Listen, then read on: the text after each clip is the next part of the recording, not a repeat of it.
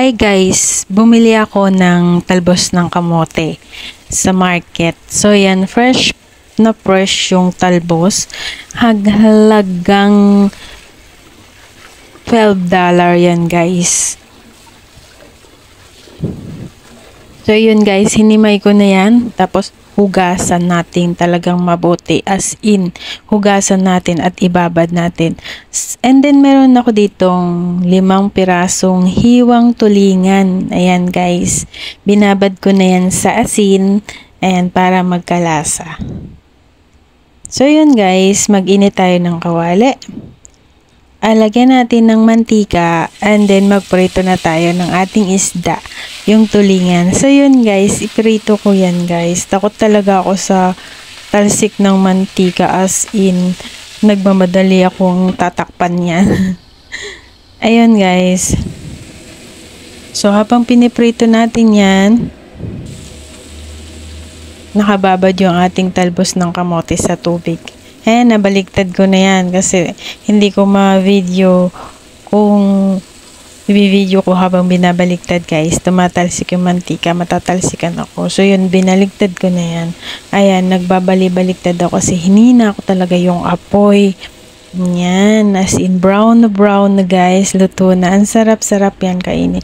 So nilipat ko na yan sa ating lunch bag. Ayan, lagyan natin ng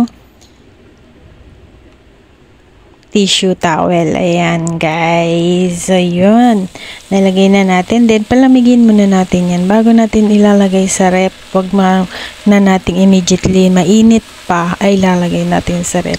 So yun guys, yung pinagprituhan nung isda, nilagay ko yung kamote. Ayan, talbos ng kamote. Parang tawag dyan isilada. Ayan, salad. Yung parang ipiniprito mo lang siya sa kawali na may mantika. Ayan, dyan mo lang lulutuin. Tapos nilagyan ko lang yan ng asin. So yun lang yung baon namin. Tapos kamatis. Pinadala ko si ate ng